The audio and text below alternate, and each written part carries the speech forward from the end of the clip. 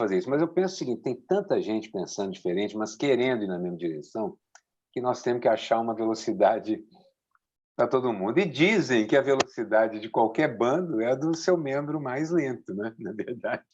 Seu membro mais o quê? Mais lento. A velocidade de um grupo é a do seu membro mais lento.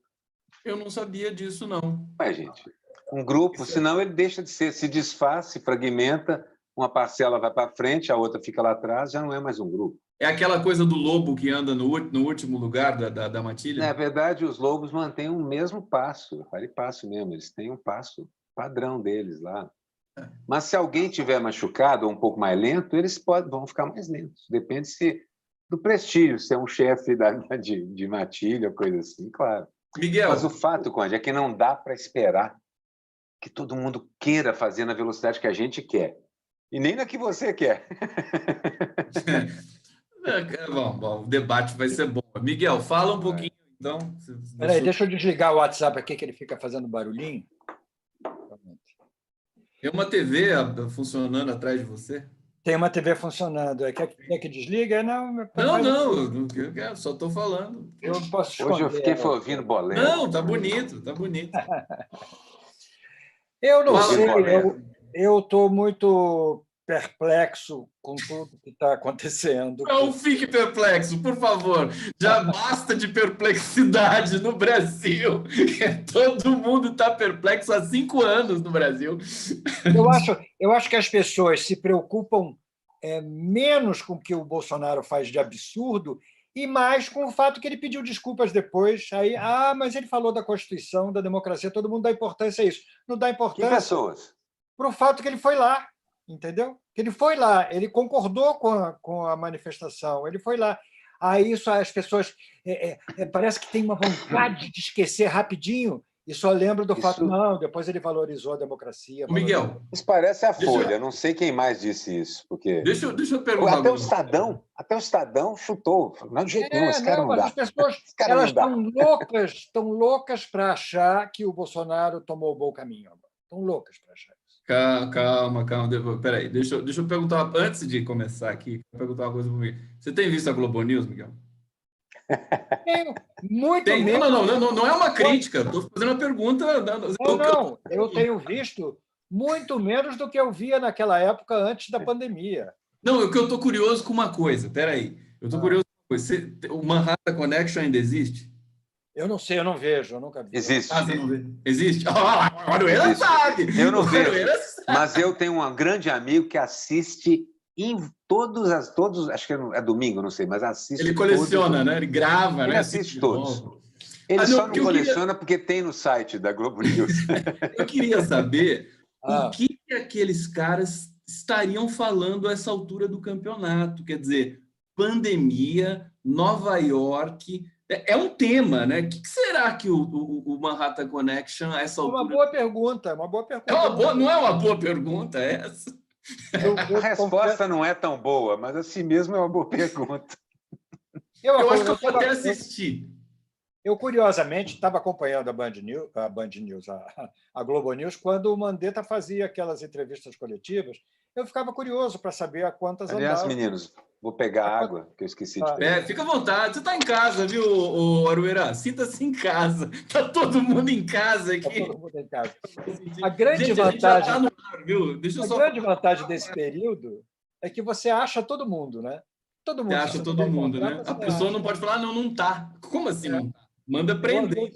Eu, às vezes, pergunto lá para o grupo do 247, quando demora a responder, eu pergunto: vocês saíram? Foi isso? Foram passear? Onde vocês estão? A pessoa sai dentro do universo virtual. Agora, eu acho que houve uma queda de popularidade, suposta popularidade do governo em relação à saúde com a saída do Mandetta. O Mandetta mantinha, ele tinha aquela concepção de que você falando, você mantém o povo escutando. Entendeu? Então, ele falava e falava muito, ele falava de uma maneira até muito primária. Ele é aquele cara que não abstrai quando fala, ele relata toda a cena. Aí você chega no médico e diz para o médico assim: doutor, estou com dor no peito. Aí o doutor vai e te responde. Ele não consegue abstrair e resumir, ele tem aquela linguagem binária mesmo, entendeu? Mas aquilo tinha um efeito muito positivo. O povo Enrolava todo mundo ficava atento ali. não, e o povo se sentia de uma, o povo que vê, né, que assistia à televisão, se sentia de uma certa forma, entre aspas, amparado, né? Não, eu estou aqui, o governo tá me acompanhando. Agora não há mais isso. O ministro é um ministro absolutamente inexistente, entendeu? Ele só fala bobagem de negócio, uma linguagem que ninguém entende. Fala, você está aflito para falar com ele. Eu fico assim, né? Eu quero falar, eu vou ficar assim agora. Você nervoso. Gente, a gente está ao vivo, viu, Nanda? Estou sabendo. Nada, saudações, que público maravilhoso. Já está todo mundo mandando coração, beijo aqui. Hoje é dia de Tiradentes. Eu queria falar. Amanhã será 150 anos de nascimento do Lenin, né? O Aruanda gosta tanto do Vladimir Lenin. E a gente já também pode celebrar hoje, mas celebrar o comunismo, mas Vladimir Ilyich Ulyanov. Eu acho que o melhor é a gente tentar. Eu acho que a gente precisa, se não fizer revolução como a Revolução Cubana no Brasil, mudei, tá, gente? Mudei. Eu gostava dessa coisa do Lula. Bom ponto de partida com a polêmica. Entendeu? Essa coisa do diálogo, sabe? Essa coisa assim, não, vamos concertação política e telefone. Não, mudei. Agora é assim, eu me lembro de Cuba. O Brasil é uma imensa Cuba à espera da sua revolução.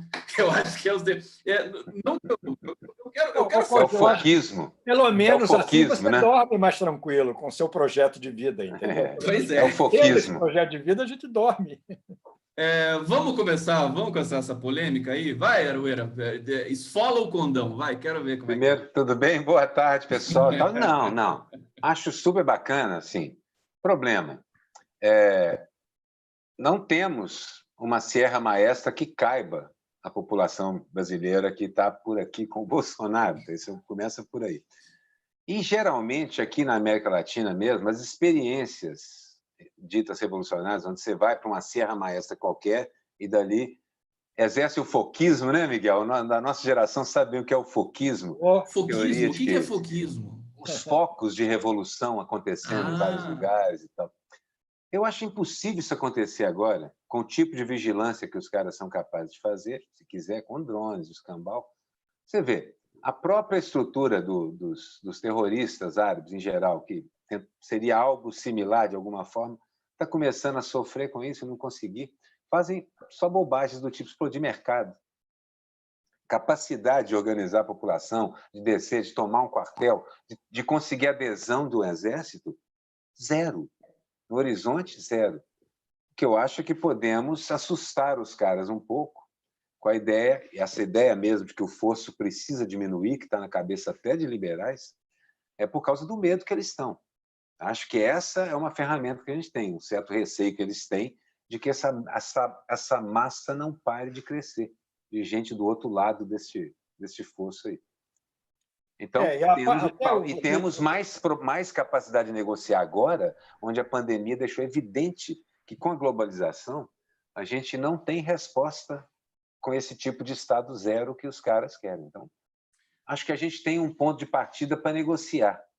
Mas foquismo, difícil acontecer. A gente vai levar uma surra tipo hecatombe. Eu gostei da resposta. Os terroristas árabes, lá, os exércitos islâmicos. Mas, gente, estou falando de terroristas. Não, mas é porque a estrutura de organização, se conseguiu, foi isso, e é um desastre. E é isso. Depois eu explico, então. E os americanos combatem o exército islâmico, o Estado Islâmico, eles combatem com métodos terroristas também, agindo sorrateiramente, de surpresa, usando drones, entendeu? Então não é uma guerra nobre como havia antigamente, é uma guerra completamente suja, quer dizer, então a gente sabe que por esse lado não vai surtir nenhum efeito civilizatório, entendeu? Digamos assim. Eu acho que, infelizmente... Agora, eu confesso a vocês dois, meus caros companheiros de luta... Cavaleiros de luta, que, apesar de sermos da tábua quadrada, Eu estou me sentindo muito enfraquecido, estou muito desanimado, não estou sabendo por onde alimentar minhas ilusões e a utopia. Não estou sabendo. Fala, Conde. Deixa eu falar. Essa é a minha coisa, o my thing. Bom, primeiro, você sabe o que eu achei curioso? É o seguinte, Aroeira, eu não estou preocupado, você imediatamente, a gente está com uma mania de pensar o imediatismo e se o nosso projeto, o nosso plano, nossa intenção pode ser realizada amanhã ou daqui a pouco. A temporalização do enunciado, talvez. Eu acho que não. Eu estou tentando habitar um mundo realmente simbólico. Eu não estou preocupado se eu vou conseguir reunir as pessoas, pegar um monte de metralhadora e passar lá em Brasília. A questão é uma questão, justamente, o Miguel dizendo assim, estou desanimado, é porque nós estamos ficando desanimados. Eu acho que a gente precisa reinstalar a possibilidade de reação. E eu não vejo mais, sinceramente, eu estou cansado. Essa esquerda de Twitter, essas coisas que vão pairando, análises, artigos, eu faço parte disso e eu estou tentando romper com isso. Porque é uma coisa que nos leva cada vez mais para o imobilismo, para a naturalização. Romper para onde? E as coisas, só concluído, aí eu passo para vocês. E as coisas estão ficando de uma maneira muito grave, quer dizer, a vida das pessoas é a nossa vida. Nenhum de nós aqui está imune a esse vírus. A gente pode precisar de um respirador amanhã. E aí vai falar o quê? Você tá lidando com a morte diretamente. A gente está vendo as covas sendo cavadas. Você tem um presidente que diz assim, eu não sou coveiro. Quer dizer, o Brasil se transformou num grande cemitério. A gente vê a situação das nações indígenas, povo da periferia, povo negro. Você tem aumento de feminicídio por causa da quarentena, porque as pessoas agora são obrigadas a ficar dentro de casa. 44,3%. Quer dizer, até quando nós vamos ficar naquele discurso de nota de repúdio? Quer dizer, eu estou rompendo com esse discurso. Eu não estou preocupado se vai sair a revolução. Eu me lembrei da Revolução Russa. Eu me lembrei da Revolução Cubana. Isso eu me lembrei muito fortemente. Não que eu estivesse lá, né? Mas a gente historicamente percebe que chega um momento em que a sociedade não tem mais nenhum lastro simbólico, político, e precisa romper isso. Você só rompe isso com uma revolução. Agora eu jogo para vocês aí. Tá? Aroeira. Posso ir ou quer pode, falar? Vai, tudo bem. Pode. Claro. Esqueceu de citar a Revolução Chinesa. Esqueceu de citar a Revolução Chinesa, Esqueci. É diferente na concepção, porque eles têm mais paciência. Então, até mesmo a Revolução Chinesa assim, me traz imediatamente mal falando assim, uma viagem de 1000 milhas começa com um primeiro passo. Então, a própria postura chinesa já começa diferente. A nossa postura ocidental é de Alcide, estamos todos lá esperando com as lanças, de repente um de nós grita, carga e sai correndo, e vai todo mundo atrás e tal. Isso tem muito a ver com a jornada do herói, aquela coisa dos contos da Idade Média, com aquela coisa francesa e tal. Eu não sei se é assim. Na verdade, há condições específicas permitiram revoluções e nenhuma delas aconteceu do jeito que foi pensado. E são pouquíssimas quando você olha para trás e fala assim, pela estrutura do capitalismo, esse treco devia ter sido um foquismo mesmo. Por que não foi? É porque, assim, do outro lado, tem uma quantidade gigante de forças também. Você até consegue num lugar, mas lugares menores, ou no caso absurdamente atípico, que é esses dois, a Rússia e a China, e ali mais nada, nenhum país central conseguiu fazer revolução. A gente vivia discutindo isso nos grupos de estudo do movimento estudantil. Então, acho que só a situação é muito mais complexa, e agora é mais complexa ainda. E eu ainda me sinto incapaz de julgar o efeito da militância de Facebook, internet, redes e escambau. Tem pouco tempo que ela é uma presença. Ela elegeu um montão de fascista, isso eu sei. Então, que há um terreno para ser militar ali, há. Não sei o que adianta, eu concordo com vocês, chega a ser irritante. Você vê a quantidade de protestos e assinaturas e coisas ilícitas, mas, gente, é igual aquele negócio de modinha.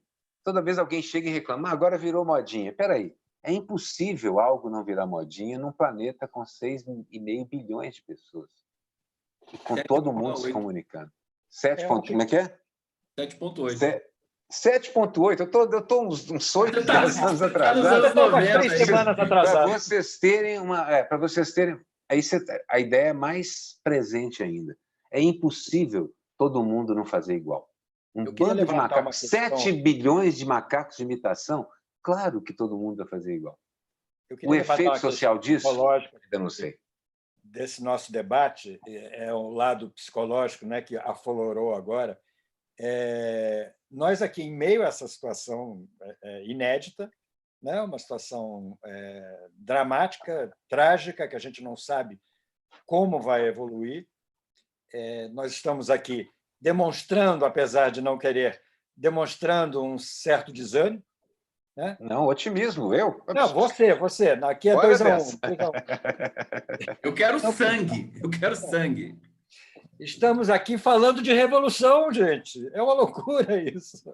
Olha onde foi o nosso wishful thinking. Nós estamos desejando para sair desse marasmo que o país está vivendo. Isso sim, eu fiz uma charge hoje chamada Live dos Mortos-Vivos, entendeu? Eu vou pegar aqui enquanto você fala.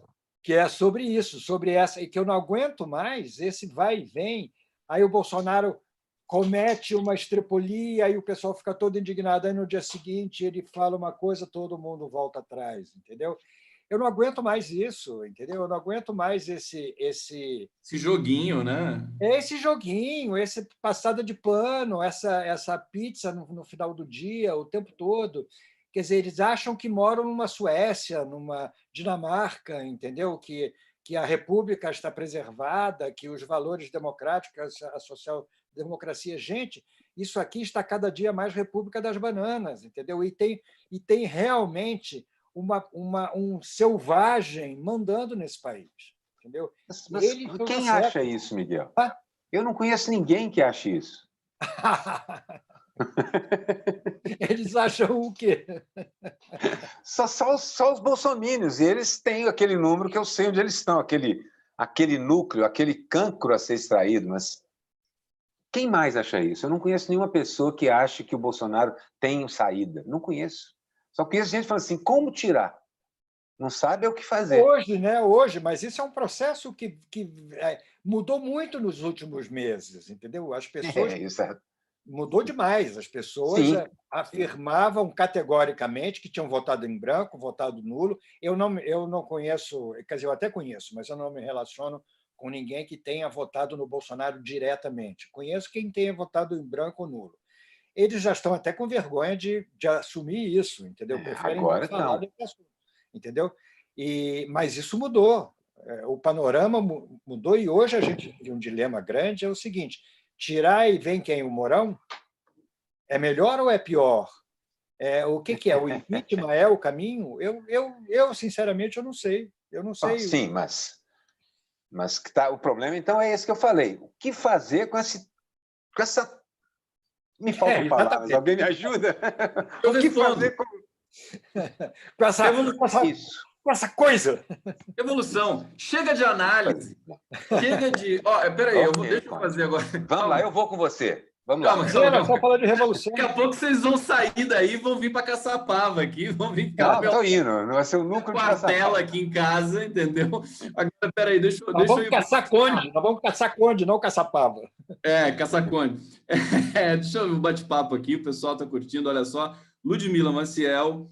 vou saudar todos, vou ler algumas mensagens aqui. Lucas Arruda está dizendo: Mourão é tão fascista e criminoso quanto Bolsonaro. Ana Rita Beninca: se os poderes não tirarem esse louco, ele vai dar o golpe. Foi o que o Dirceu falou. Deixa eu ver aqui. Tem razão. Usa Was: eles se aproveitam de nosso respeito à letalidade do vírus, o apreço à nossa vida. Se acham os donos da situação por ter as ruas ao dispor de sua loucura. Importante esse comentário da Jalusa. Deixa eu ler mais alguns aqui. Luísa Helena, querida, sempre aqui nas transmissões do canal do Conde. Esses militantes golpistas traíras, chega fora, TSE, faça justiça e peça a cassação da chapa já. Novas eleições já. Utopia para mim isso, mas nós não podemos também deixar de alimentar a esperança. Paulo Rosa. Não podemos nem votar, inclusive. Foquismo no MST. Eles são os dos poucos que têm identidade. Concordo com o Paulo Rosa. Isso é revolução. Eu também acho. Eu queria que o MST, que o Brasil passasse para o MST, assim, sabe? Isso sim. vi sobre isso. Seria maravilhoso. Isso sim. A administração deles é fantástica. Tem um gerenciamento espetacular.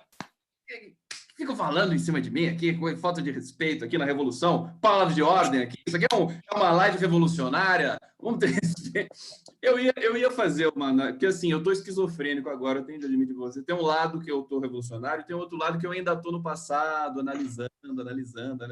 Então, eu vou tentar dar margem a essas duas pessoas que habitam esse infeliz cadáver que vos fala aqui diante de vocês. O MST... As pessoas diziam assim, isso é guerrilha, né? Chamava o MST de guerrilha. Eu queria que fosse. Agora eu queria que fosse guerrilha, entendeu? Porque eles são o único setor do país que doaram 500 toneladas de alimentos, eles produzem alimentos, é uma engrenagem absolutamente virtuosa, mais do que todos os partidos políticos, na minha opinião, nesse momento. O MST, as escolas do MST são as mais avançadas, experiência absolutamente civilizatória no último grau. E aí, eu acho que a gente está perdendo isso também, porque é um movimento que está sendo criminalizado. Está sendo criminalizado e a ideia desse núcleo duro do poder é criminalizar, encaixar o rótulo de terrorismo. A gente viu o que o Moro estava querendo fazer, o que o Bolsonaro queria fazer com relação aos movimentos sociais. Bom, dito isso, vamos fazer mais uma rodada aí. Arueira pode descascar agora o verbo? Não vou descascar, mas vou te dizer o seguinte. O MST é a guerrilha com Gandhi no comando, porque a ideia deles não é usar a força, a não ser em absoluto caso de legítima defesa, quando eles, inclusive, filmam, mostram, deixam claro, e assim mesmo sofrem perdas nesse caminho, que alguns de seus líderes são mortos aqui, ali e acolá. Isso eles assumem como uma perda, porque o que eles conseguem com esse tipo de atitude é isso, deixar claro que são um exemplo de civilização. Você não é a primeira pessoa, eu já vi gente que eu não esperava virar para mim e falar, já vi matérias sobre a excelência de produção do MST no valor. Já vi liberais falando assim, não, esses caras têm uma puta organização, eles conseguem fazer as coisas impressionantes. E eu, como militante de décadas, olha e falo assim, os caras fazem tudo o que nós devíamos ter feito. Eles formam os militantes, eles educam, eles ensinam história, eles ensinam os ofícios, as atividades, o tudo. Eles são uma sociedade autossuficiente, eles são orgânicos de muitas maneiras, não é só o produto que é orgânico, eles têm essa organicidade da sociedade bem construída, a coisa mais próxima de utopia. Qual o problema deles? É que são bolhas de utopia nesse horror de distopia que nós vivemos. O negócio é expandir essas bolhas de utopia. Eu acho mais eficiente. Isso sim é um folquismo que... Conte comigo. Como o Brasil é um país de tradição rural, assim, com os grandes senhores de terra, tudo que usa o termo terra mete medo nessa classe média, que se espelha muito mais no que tem de ruim, nos exemplos ruins que vêm de cima, do que nos exemplos bons que vêm ou do lado ou de baixo, entendeu? Então, o simples nome Movimento dos Sem Terra já causa um certo terror mitificado pela mídia, entendeu? De quem lida com a terra é terrorista, é comunista, vai invadir sua terra como se o povo tivesse terra, entendeu? Então, esse mito foi desenvolvido pela mídia e tudo que leva o nome terra, a reforma agrária foi o grande pânico. Eu me lembro, quando eu era garoto, o grande medo que a classe média tinha era da reforma agrária. O Julião era uma imagem pior do que a do Lampião, era aquela coisa do bandido que liderava os agricultores. Entendeu? As ligas camponesas. Ligas camponesas. Pois é, ligas camponesas, isso era um terror. Você ia para a cama dormir, medo de sonhar com as ligas, entendeu? Então, isso tudo veio sendo cultivado, é um mandamento que veio se renovando essas décadas todas, e tudo que leva o nome terra mete medo. Enquanto que a gente devia valorizar tudo que tem o nome terra, porque é a nossa terra, é a terra produtiva, é a terra bem cultivada, é a terra racional, é a terra dividida de um modo justo, mete medo, porque essa classe média vagabunda, entendeu? Quer muito mais desejar ser uma coisa que nunca vai conseguir, do que se identificar com o seu semelhante. Entendeu? Esse é o grande defeito, e isso é o que atravanca o nosso caminho. Entendeu? Bom, réplica do Aroeira antes. há muitos anos que a gente, há meses antes mesmo disso acontecer, que a gente tem falado sobre a classe média, inclusive desde que aconteceu aquilo na Bolívia, e eu tenho dito também essa coisa: a classe média, ela é um tremendo obstáculo, ela pode simplesmente arruinar um projeto de país. É exatamente o que ela fez agora. Ela fez isso. O que a gente tem as duas opções: ou a gente simplesmente briga com a classe média. Vamos ver como é que a gente consegue segurar isso. São os operadores de praticamente toda a sociedade moderna, infelizmente. Como você falou, o campo saiu de linha de frente, mas o MST traz o campo de volta, porque são operadores deles próprios. Então, assim, essa classe média, eu acho que a gente tem que ganhar uma parte dela. Se a gente não fizer isso, ganhar para valer, e o Lula, quando chegou a ser eleito, quando abriu o ciclo, um ciclo virtuoso, como gosta de dizer, apesar dos problemas todos, um ciclo de reorientação da economia e da política brasileira. Ele explicou isso para a classe média. Eu acho que, aqui entre nós, o PT exagerou nos acordos muitas e muitas e muitas vezes. Mas a gente vai ter que explicar para a classe média e fazer um acordo com ela, dizendo: vocês estão caminhando para o buraco que nem lemmings. Nós precisamos de um acordo social melhor.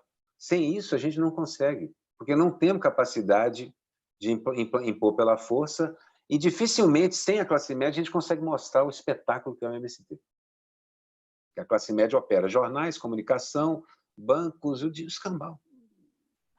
Muito bom. Deixa eu ir para o bate-papo, eu quero responder isso também com detalhe aqui. Carlos Fernando Pisque dizendo: os acampamentos do MST, indiferentes à sua demonização, distribuem toneladas de alimentos e milhares de milhares de litros de leite produzidos por eles.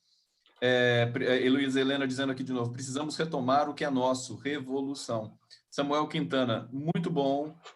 Perfeito, Aroeira, está concordando aqui com a Aroeira. Ludmila Maciel, essa classe média brega e de nariz empinado. Spell Penélope, aldeia não vou nem falar, é tão feio falar globosta, mas eu posso falar. Licença agro, diariamente, todo mundo já via isso antes do golpe, continua. Mais deprimente do que inviabilizar o Lula e o PT é dar o mínimo crédito ao MST.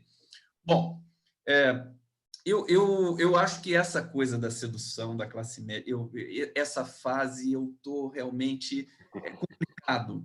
Eu estou começando a divergir dessa visão, porque ela está fracassando já faz um tempo, viu?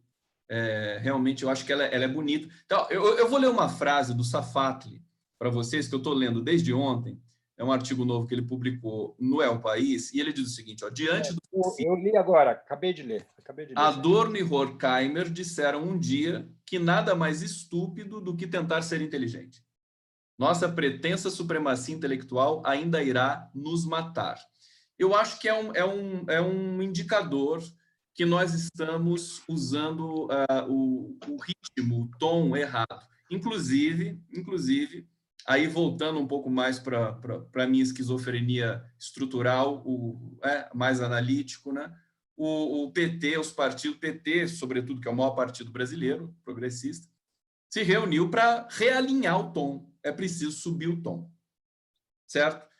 E muita gente já dizendo isso, porque a última enxurrada de notas de repúdio, aquilo foi tão deprimente que os próprios enunciadores, acho que eles se tocaram, né? Falaram: não, chega de escrever nota de repúdio, né? A gente faz o jogo que o Bolsonaro quer fazer, sai, leva, tosse o coronavírus para todo mundo, e pelo AI-5, volta da ditadura, contra o Congresso, fecha o STF, aí no dia seguinte pede desculpa e os jornais venais, né, corporativos publicam lá: Bolsonaro recua, e a coisa vai naquela coisa que vai, não vai, e aí vem um monte de análise, vem um monte de live. Por isso que eu acho que a sua charge da live do Fim do Mundo aí está perfeita, viu, Miguel? Como crítica também do momento de impasse que a gente está, que a gente continua sem conseguir nos desvencilhar. Agora, eu queria dizer... Agora eu vou lançar a seguinte questão para vocês, prática, para todos nós aqui. O fora Bolsonaro. Eu acho que está tão atrasado isso, que eu acho que eu fico... Eu não gostei, para falar a verdade. Fora Bolsonaro, vira mais um produto, uma coisa ou ele não, sabe? Eu acho que é complicado, a gente está numa sinuca de bico. Vamos ser honestos. está numa sinuca de bico. Me lembro o Fora Temer. Fora Temer ficou durante toda a pinguela do governo Temer. Agora, depois disso, eu vou trazer uma outra informação de bastidor, mas eu queria que vocês falassem sobre isso. Quer dizer, o Fora... resolve agora o Fora Bolsonaro? Como é que é? Eu me lembrei agora de uma campanha que teve no Rio de Janeiro, no Brasil inteiro, eu acho, no Rio de Janeiro, há uns bons anos atrás, do Basta. Era só assim, todo mundo... Vocês se lembram disso? Todo mundo botava uma frase... Não era o Cansei? Não era o Cansei? Não, era Basta. Era Basta. Essa coisa alienada... Era uma campanha em volta da Lagoa, Rodrigo de Freitas. Exatamente. Aí eu fiz uma charge que era escrito assim, bosta. Era tão sem sentido aquilo, entendeu? Era tão sem sentido o basta, é que nem as manifestações a de 2013, uma manifestação sem um propósito político, uma manifestação sem uma liderança. Era de classe média. Uma pauta. Eu disse para o Vitor me ligou, querendo saber se ia ou não, se eu ia, se ele ia. Eu disse, olha, Vitor, não vamos não, porque por enquanto não bateu e não me pegou. Então, essa coisa toda vaga é típica da classe média, entendeu? Esses gestos de... E agora, a gente lida com uma classe média, a gente lida com uma linguagem, Conde, desumana, covarde, que a esquerda sempre foi muito moralista em relação a esses métodos não convencionais, entendeu? A direita sempre fez uso da mentira, a direita sempre fez uso da amoralidade, da desonestidade, de tudo. E a esquerda sempre foi muito moralista, uma herança lá do Partido Comunista, aquela coisa religiosa, entendeu? Aquela coisa assim de culto à vontade do povo, aquela coisa toda. E a esquerda não é capaz de usar esse tipo de linguagem, e eu acho ótimo, porque esse tipo de linguagem é uma linguagem realmente... O Arueira suspirou. Mas de que jeito nós vamos combater este combate? De que jeito, com que armas nós vamos para esta batalha? Entendeu? Se eles estão usando essa, e se para a nossa classe média essa é uma arma que funciona muito, a mentira, as fake news, as redes sociais, como é que a gente vai combater essa... A arma é menos a mentira e mais o algoritmo. A ferramenta aí é o algoritmo. Pois é, mas como? E a mentira é o que eles colocam dentro desse algoritmo e trabalho. Eu acho que nós podemos, sim, pegar os nossos hackers, porque esse pessoal de TI, quase tudo é de direita mesmo, mas tem também TI de esquerda, pegar o pessoal de tecnologia da informação, trazer para o nosso lado e começar a compreender o algoritmo. O algoritmo é uma forma de chegar na frente de cada pessoa e falar para ela. A gente tem falado disso já há um bom tempo. A gente fala disso. A própria ideia do Atushi de fazer uma espécie de rede já é nessa direção. Nós precisamos trazer essa informatização do planeta para o nosso lado. Até agora, o que a gente percebeu que foi usada contra. É que eu assim, fico mais curioso com essa maneira do Conde de ver, que eu acho importante, interessante, mas continua faltando o elemento principal, que é o seguinte: a ferramenta, a ágora que existe no momento é essa. E são muitos bilhões de pessoas com acesso e falando ao mesmo tempo. Isso talvez explique por que nada cola, o discurso não ecoa, simplesmente é um zumbido gigantesco que a gente vê. E é muito fácil pegar mentira. Tem estudos que falam que uma mentira espetacular cola muito mais e mais rapidamente do que qualquer verdade normal. Lógico. Qualquer uma. O espetáculo. A ideia de espetáculo, a gente já me procuram para isso. Arueira, quem sabe você não bola alguma coisa para a gente fazer passar essa ideia? Também procura o Miguel o tempo todo para fazer isso. A coisa é mais complexa. Exige você compreender esses algoritmos que estão sendo usados. Porque aí você pode falar o que você precisa falar. Absolutamente científico, marxista como eu sou, e amante do método e da história, cultor também, a gente pode falar o que é preciso ser dito para as pessoas. Na linguagem paulo-freireanamente falando, que elas compreendem. É simples. E, ao mesmo tempo, é a coisa mais complexa do mundo. Mas por isso que eu não desanimo. Assim, eu sei que há uma maneira. Está lá. Só precisamos compreender essa porcaria direito. E, para isso, é pensar muito e discutir com todo mundo. Mas eu acho que parte disso já está embutido nesse algoritmo do MST. Eu queria entender melhor. Tá. Deixa eu... A esquerda toda precisa entender melhor. Responder um pouco isso. A impressão me veio muito forte, depois desse último episódio, de que toda estrutura partidária brasileira realmente apodreceu de uma maneira muito forte. Eu acho que era o recado que estava posto em 2013, recado sintomático, não um recado deliberado, mas de... acho que é engraçado como certas coisas históricas elas têm um delay, né? Acho que 2013 serviria para hoje, né? Para hoje. Infelizmente, não daria para ser essa coisa de negar toda a política. Talvez não tivesse caído na direita. Mas deixa eu só justamente porque a gente tinha um governo democrático naquele momento. Mas sabe qual é agora para mim? A gente fala muito em classe média, em algoritmo. Isso é reduzido. O Brasil real é dos trabalhadores informais, aí essa massa, motorista de Uber, entregador de iFood, a pequeno agricultor, pessoal, o empreendedor de si. Algoritmo. São essas pessoas que precisam ser mobilizadas. Não é classe média, não. O Lula, ele fez esse movimento. Só que ele fez isso, já está cravado na história, isso é histórico.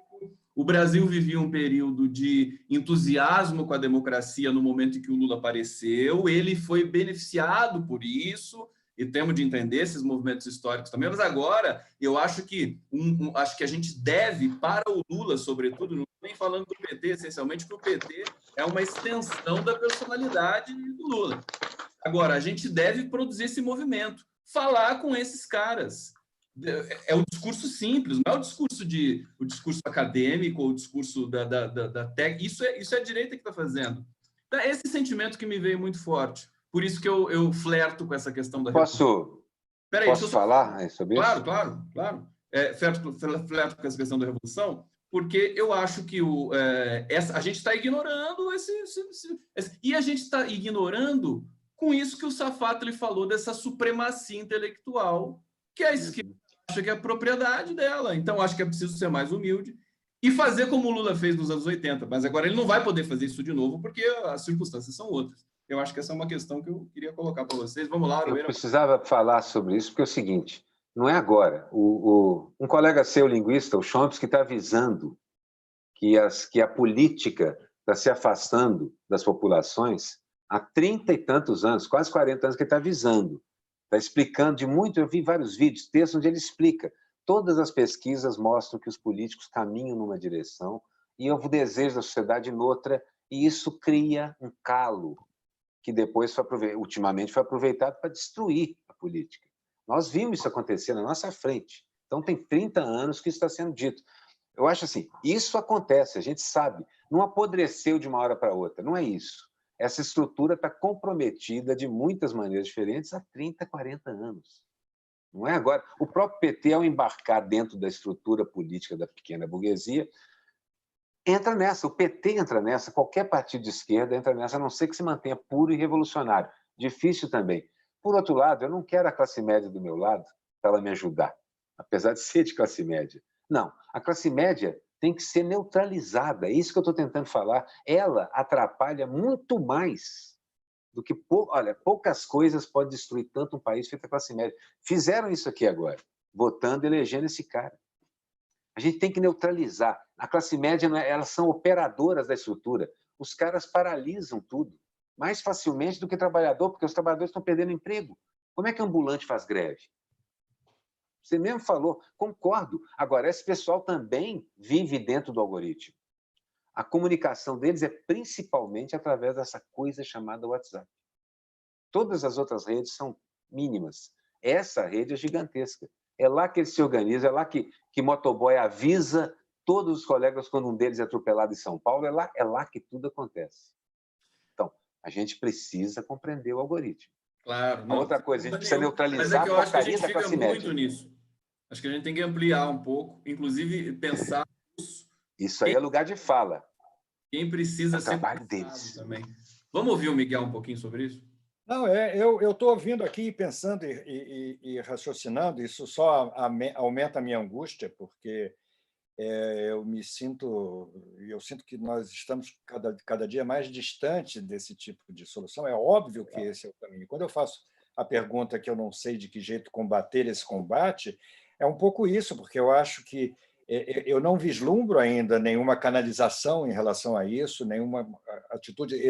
Nós dois, Aroeira, estamos falando nisso há quanto tempo, entendeu? De que a gente precisa descobrir quem são os hackers de esquerda para nos ensinar também Mas eu escuto os sinais. Apostar a verdade ao invés das fake news, entendeu? Usar o mesmo método, mas para apostar a verdade, entendeu? Você escuta, mas aonde está isso, entendeu? Eu não consigo. É muito chato, porque hoje eu estou Não está no nosso mundo. Animado, entendeu? Mas eu entendo e eu acho que esse é o caminho. Eu não vejo outro. E nos pega justamente numa época que a gente não pode. Não está no nosso mundo, Miguel. Está em lugar que a gente não frequenta. Está em Não, lugar lógico, que a gente não frequenta. Lógico, eu sei. As redes identitárias funcionam a todo vapor.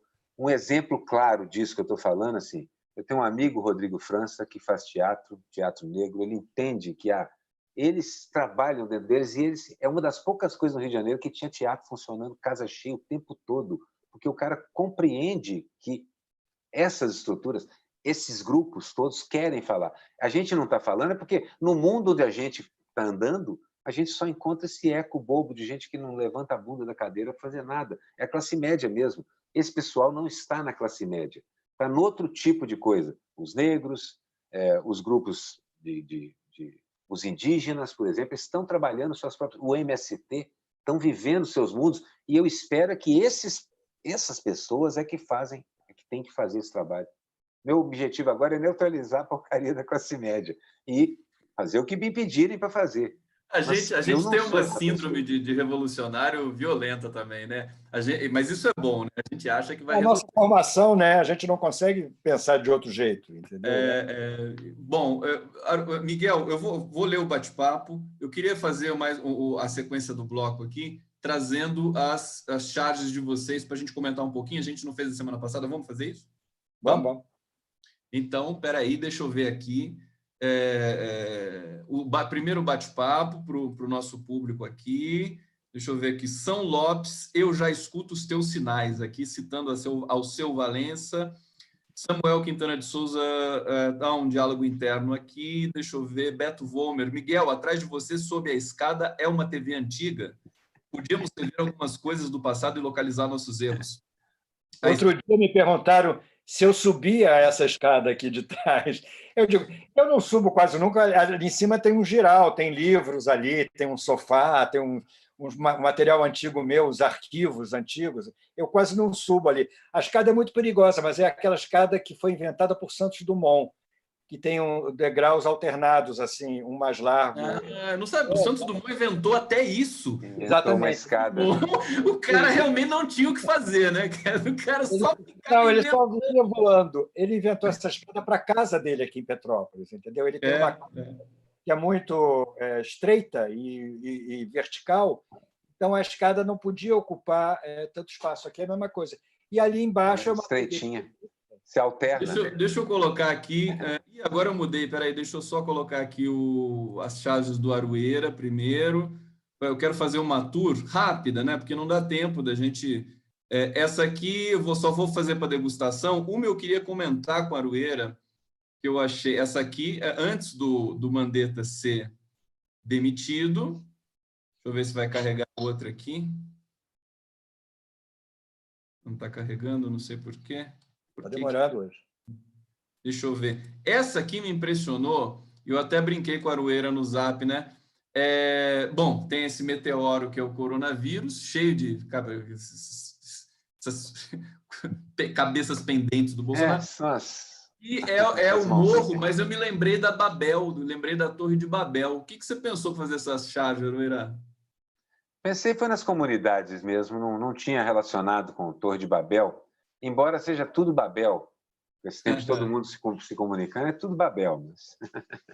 Tudo Babel. Comunica e não se entende, né? Dois papas. Antigas, os papas. Olha que bonitinho isso.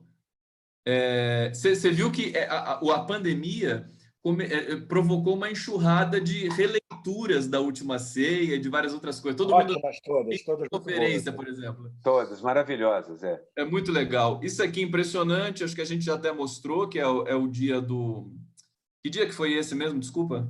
Semana Foi a sexta-feira, onde ele é crucificado. Saiu na sexta-feira. Sensacional. Aqui eu vou passar rápido, o nariz dele todo nojento. Aqui uma suíte. O Moraes, nossa despedida do Moraes, que não recebeu uma menção do Ministério da Cultura nem do governo. Nada, né? Zero. Aqui o Corona Bolsonaro, como é que é isso aqui? Do Escher, homenagem ao Escher. Eu gosto muito desse pastiche, eu faço sempre com ele.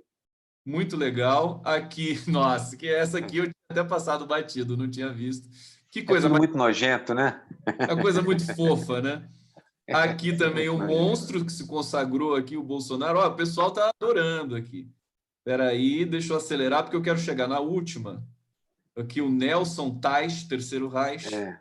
O que escolhe, né? O outro... E essa aqui é a última que está servindo de thumb, de capa. Sim, a outra não entrou ainda. La Constituição c'est moi, ele falaria assim. Não, eu falaria. Mas ele não fala. Essa talvez seja a segunda piada da coisa aí. Se ele soubesse falar francês, mas ele não sabe falar nem o português, nem francês, nem nada. Ele não sabe falar, só sabe vociferar. Olha só, eu ia falar para vocês, depois eu vou passar as chaves do Miguel. Tem alguém falando, faltou a pergunta, a esquerda abandonou as bases? Essa é uma pergunta que está aí no ar já há algum tempo, eu posso deixar no ar aqui, mas eu quero fazer só uma experiência com vocês, que é o seguinte, ontem eu imaginei, eu estava procurando, estava editando o site, né? E estava procurando foto para falar do benefício do governo, e procurando Caixa Econômica Federal. E aí aparece no sistema as fotos da Caixa Econômica Federal de 5 anos atrás, também, 2 anos atrás, 3 anos atrás. E aí eu imaginei a seguinte experiência, pode ser até uma experiência estética, a gente pode fazer uma instalação virtual assim. Imagine vocês lendo jornais de 7 anos atrás. O que a gente via nos jornais? E eu me lembro bem disso. Recorde do comércio, recorde de vendas, recorde de dinheiro gasto no exterior para brasileiros, recorde de tudo, de produção, de combate à mortalidade, de negros na universidade. Era só recorde. Era horrível, né? Era um país medonho, o Brasil, né? Esse Brasil. O pessoal criticava, né? O pessoal criticava muito, dizia que era o PT. O PT é um absurdo. Absurdo, coisa horrível. Shoppings lotados, né? Agora eles estão fechados, né? Shoppings lotados. Aroeira, explica pra gente isso. Uma experiência, né? Você não acha que desfibrila o peito? Pô, eu aqui, você falando, e eu falando assim, Conde, vai me fazer chorar, eu não posso chorar em público, poxa, eu sou otimista, eu não posso chorar em público. Mas eu aceito o que aconteceu, mas tento compreender. Substituíram essa verdade, uma verdade social, visível, histórica, que estava registrada na mente das pessoas, fluir e ver que ninguém nota o que está acontecendo. Ninguém nota, simplesmente vive aquilo. Por uma verdade fabricada na mídia, essa mídia que de vez em quando se assusta com o Bolsonaro e que, na verdade, tem colaborado para esse cai não cai, né? Cravo e ferradura. Essa mídia inventou uma mentira, que é que o PT roubou o país, que enfiaram dinheiro em tudo que é lugar, que ninguém achou até agora. Então, inventaram essa coisa de que isso nos destruiu. E à medida que as crises econômicas aconteceram e os equívocos da guinada liberal dentro do próprio governo popular, que eu acho que houve um bocado de equívoco aí, a dificuldade de compreender o que foi 2013 nos levou a isso. Isso agora. Mas essa mentira foi plantada por 20... Não, quanto tempo tem a ideia de mensalão? De lá para cá, 2004, essa mentira vem sendo observada em 2004. Então, são 15 a 16 anos construindo uma mentira para substituir uma verdade. Isso explica o que aconteceu. Como a gente não percebeu? Agora, essa é uma pergunta que a esquerda precisa da mentira, também, né? O que eu me lembro é o seguinte, mesmo com a imprensa tal, sendo venal, sendo partidarizada e tudo mais, as imagens estavam lá e os dados estavam lá sempre. Quer dizer, recorde de vendas no shopping. Ninguém consulta dados. A gente tem como certo o que tiver nos jornais. Se os jornais não fizerem, eles sim, a autocrítica, dizer, pessoal, enganamos vocês, precisam ouvir o que a gente está falando antes que a gente caia no abismo. Se eles não fizerem isso, a gente vai demorar mais tempo para explicar.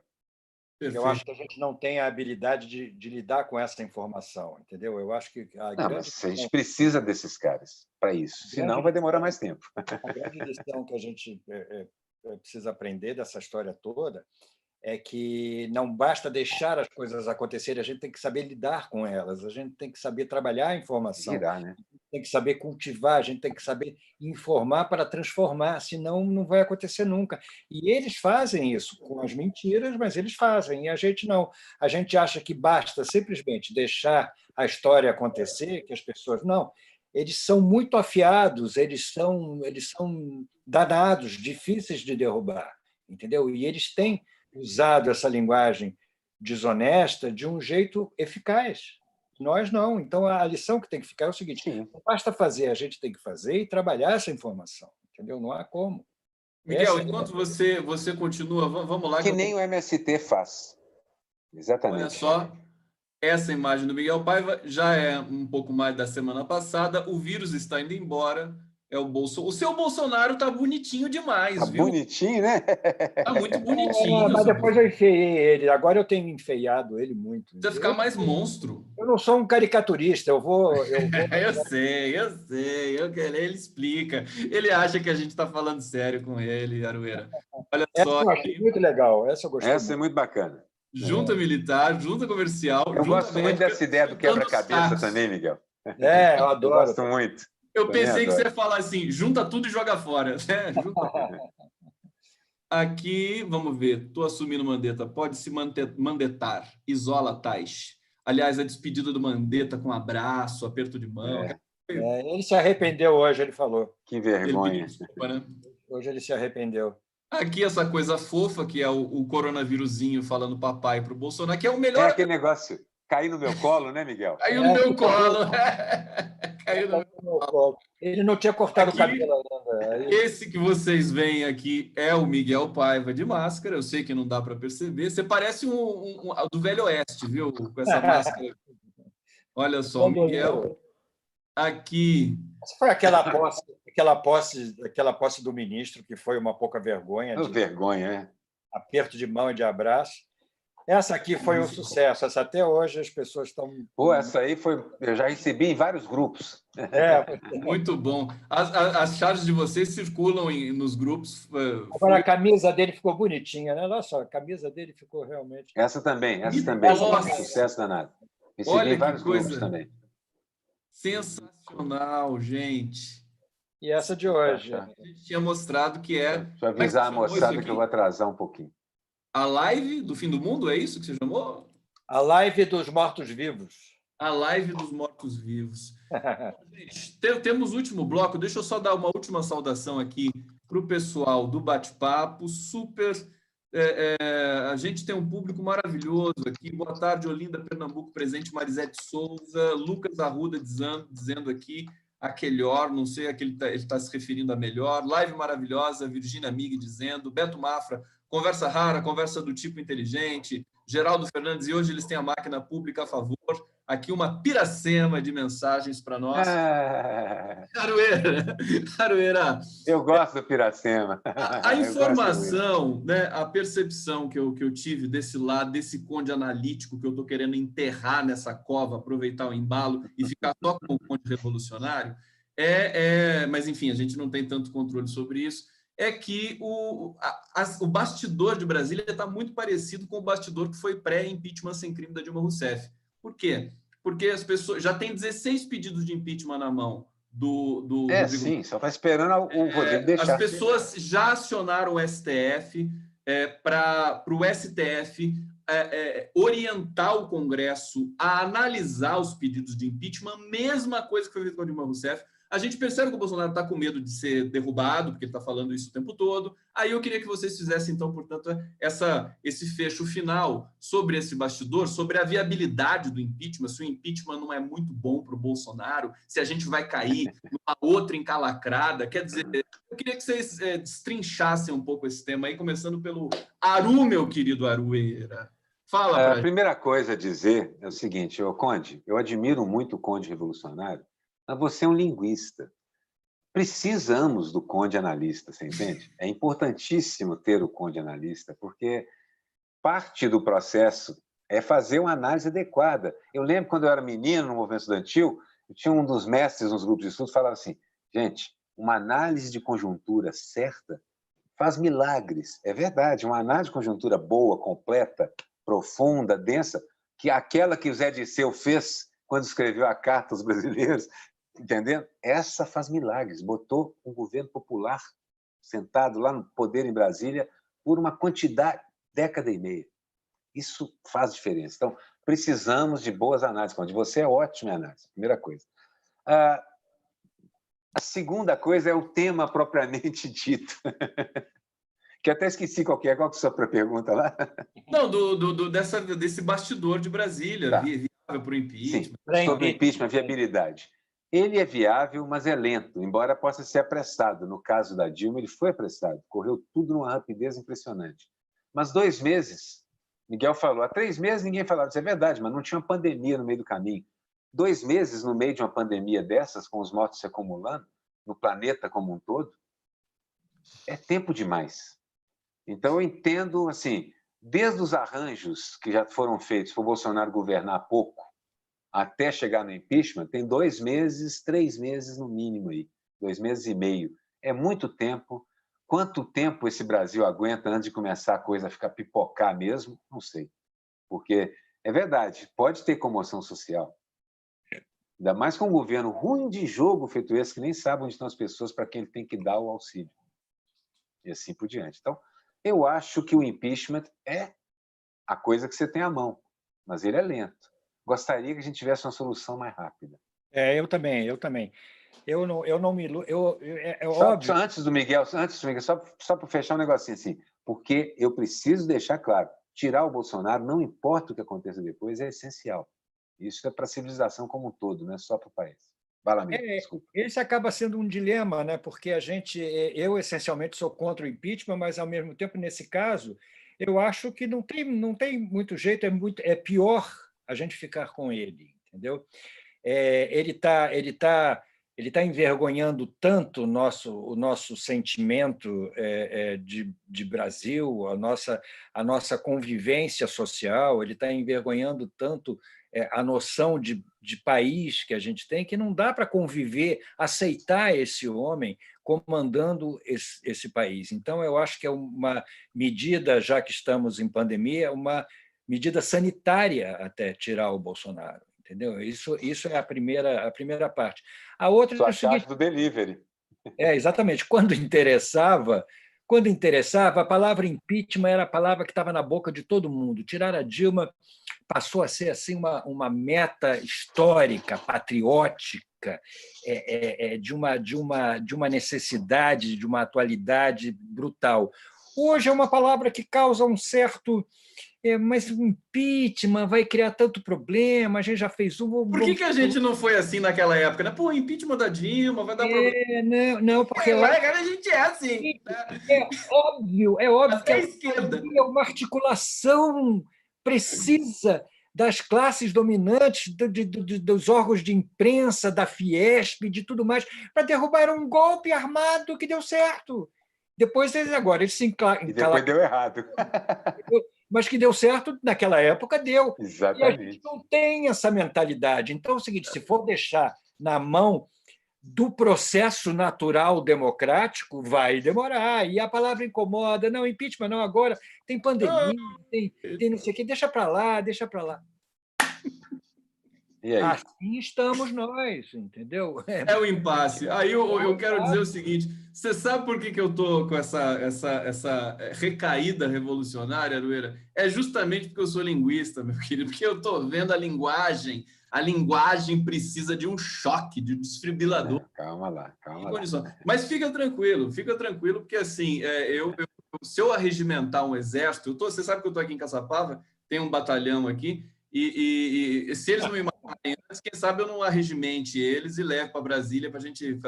Você sabe o que tem em comum nas 3 revoluções? Entendeu? Fala. Você sabe? Nas 3 revoluções, o exército depondo armas e não querendo atirar nos revoltosos, e virando de lado.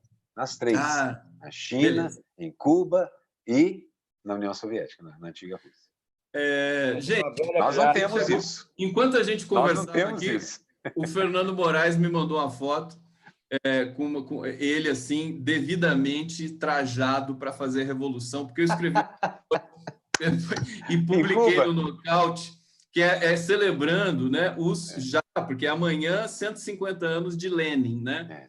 E o Fernando Moraes ele é praticamente um cubano, o Fernando Moraes, né? Então ele curtiu. Depois eu queria que vocês lessem esse artigo, porque eu estou buscando ali, através da linguagem, realmente produzir um sentimento menos passivo e menos inepto, né, desse cenário que a gente assiste no Brasil de morde-a-sopra o tempo todo com o Bolsonaro. Você disse que tinha uma informação de bastidor quente. Oi? Qual era a informação? Você disse que tinha uma informação quente. Que a gente Não, a informação era a percepção de Brasília, essa questão do impeachment, né? De Brasília. Por exemplo, o Rodrigo Maia recusando dar entrevistas. Quer dizer, o clima pesou bastante em Brasília. A nota do Exército ontem. A gente sabe disso. Então, assim, a nota do Exército, né? A iminência de uma queda, ela existe, só que eu acho que a imprensa ela atrapalha em vez de ajudar. Em vez de chutar o traseiro a voz da classe média. A imprensa fica ali assim, não, ele melhorou, ele pediu desculpa. É isso que me incomoda. E a esquerda vai lá e também faz reunião para decidir. Sabe, eu acho que precisa um pouco mais de sangue no zóio, como eu gosto de falar, meus queridos, público maravilhoso, Miguel Paiva, eu só não te abraço porque a gente está na pandemia, viu? E você também, Aroeira. Um beijo para vocês. Virtuais. Obrigado. E a gente se encontra na semana que vem e logo a gente vai ter de tocar na live, hein, Aroeira? Sem mais... Exatamente. Conde, vamos fazer esse esquema, cada um separado. Vocês têm que combinar. Você faz a base, eu ponho os saques e a gente faz. Eu recito Dom Quixote. Maravilha, gente. Beijo. Isso. Gostei. Recita Dom Quixote? Recito. Dom Quixote, claro. Agora... Perfeito. Vamos fazer uma música para isso. Vamos fazer uma música para isso. Maravilha. Valeu. Beijo para todos. Beijo, pessoal. Tchau, tchau.